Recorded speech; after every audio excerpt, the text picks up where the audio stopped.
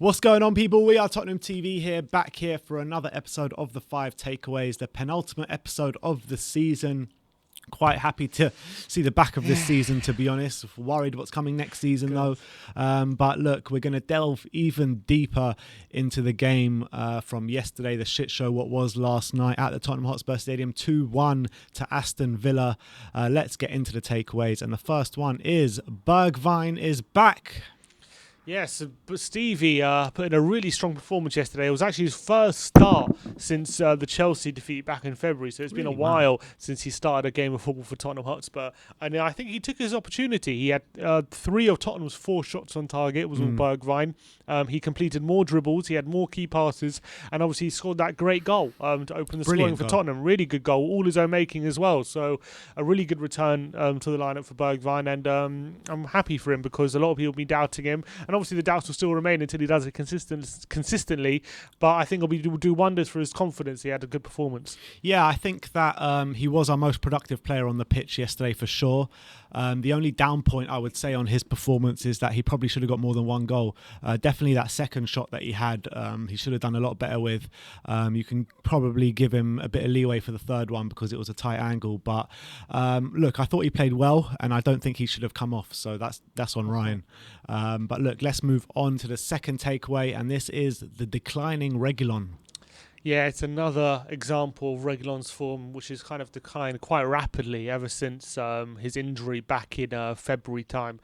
Since he's come back, he's with Davis. It's coincided with injury to Davis as well, so he has had to start most games. But most of his games, he has started played really poorly. And you have to say though, yesterday with that bizarre own goal leading to the first goal, obviously, and then he gave away possession twice leading up to that second goal, which after the own goal really did seem to affect him negatively. And not only that, I think in general play as well, he was very, very poor. So another example of Reguilon decline. And hopefully, I think he just needs the season to end in a fresh start next season, because he obviously showed so much promise and a lot of good performances early on. But since that injury, something's not been right with him. So I think he just needs the season to end as quickly as possible and have a fresh start next season. Yeah, I mean, it's something I've been speaking about for a while, and I've been really worried about him for quite a while now. And then it's just showing the performances. Yes, he put a good performance against Wolves, but on a whole, they are getting worse and worse, his performances, and it is really, really worrying. But I get what you're saying. He does need a bit of a reset. Go back, have a summer off. I'm not sure if he's going to the Euros. I'm not sure. Is he going to the Euros? I haven't announced their squad yet. I don't think Spain. We'll have to wait and see, but it's unlikely at this point, I think, because there's the options, Alba and Jose Gaya. Yeah, probably. Exactly. So, I mean, he needs a nice summer off, get himself away from football for a bit and come back strong and fresh next season. Let's move on to the third takeaway, and this is wink and you'll miss it. It was a really poor display from Winks. I think he contributed very, very little yesterday. Given more license to be creative, seeing as he's next to Højbjerg and he's in the role where Ndombele and Lo Celso usually take up. So he's got a bit more license to play a bit before, have a bit more creativity, but unfortunately he just didn't take it.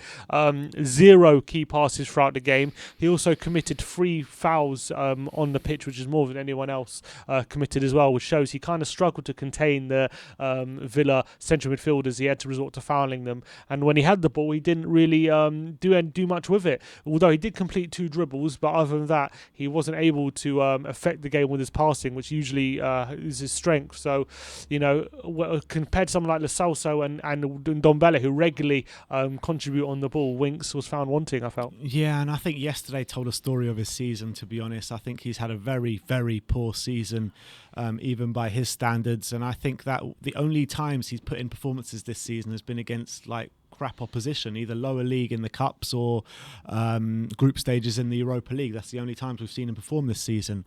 Again, like Harry Winks, like I said, yesterday really told a story of his season, and this guy, I think he needs to be sold this summer. Let's move on to the fourth takeaway, and that is out with a whimper. So this is Harry Kane, very likely, or as likely as ever, to be his last home game in front of the Tottenham faithful. And unfortunately, he didn't really go out with a bang, which is a massive, massive shame, especially in front of the fans. Fans allowed back to the stadium for the first time this season. Unfortunately, there wasn't anything to cling on to. Kane had one shot on target throughout the game, which was a deflective effort, I will say, by Martinez. He only had one key pass throughout the game as well. Wasn't really involved with setting up the play. He had the lowest passing accuracy on the pitch, and also had only Lloris had fewer touches throughout the game than Harry Kane. So a really poor display, and maybe, given his interview as well, he's given Sky Sports very disillusioned. Yeah, I think you can clearly see that, and I think you could see how frustrated he was on the pitch. A few lip readers out there have been talking about kind of what he was saying on the pitch, and it doesn't bode well. It really doesn't bode well. You can clear that he clearly wants out at the moment. It's just a case of if he will get his wishes this summer or next summer, because it's going to be one of the two. But let's move out to the last and final takeaway, and that is the fifth takeaway, and that is out of our hands. Yeah, so with contrary to last week. Exactly, it was in our hands last week, but now with that defeat, West Ham beating West Brom 3-1 at the Hawthorns, meaning West Ham now hold all the cards when it comes to Europa League football. A draw now is good enough to confirm Europa League for West Ham next season, and they play Southampton at home on the last day, so only a draw is enough for them, and means even if Spurs winning, all that will do is more likely confirm Conference League football next season as opposed to Europa League.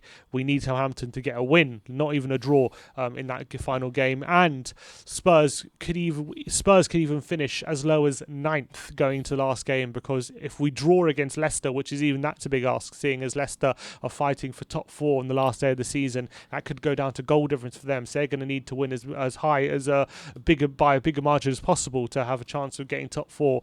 And Spurs a draw. If Spurs draw, they could be as low as 9th, seeing as City and play Everton on the last day, and Arsenal play Brighton. And if they both get results in those games, Spurs could be as low as 9th on the last day of the season. I mean, look, it really is hard to take the situation at Tottenham at the moment. I mean, we haven't finished as low as 9th until when? I'm trying to look it up now. Since Ramos. We finished 11th under Ramos. Yeah, so that was in 2007, 2008. Yeah, the season after we finished 8th. Yeah. So, I mean, it's absolutely nuts how far we've fallen. And that is all on the board to letting us get to that level. And really also, you got to say 14 out of the last 15 seasons, especially out of the last 12 seasons, we finished top 6. So that's 12 seasons in a row that we've finished top 6, and that record is set to break now. Yeah, so the 3 seasons that we didn't finish in the top 6 were 04-05 in Martin Yole's first season, when we had that disastrous class with Jack Santini at the beginning. And then the 2 seasons we were talking about, Rande Ramos and Harry Redknapp's first season, where we had the Rande Ramos disaster class. So since 2009, which is how many years ago now? It's 12 years ago, right? We've finished top 6 every year. So for over a decade, we've been a top 6 team. Yeah. And that is in serious danger of ending at the end of this season now. Yeah.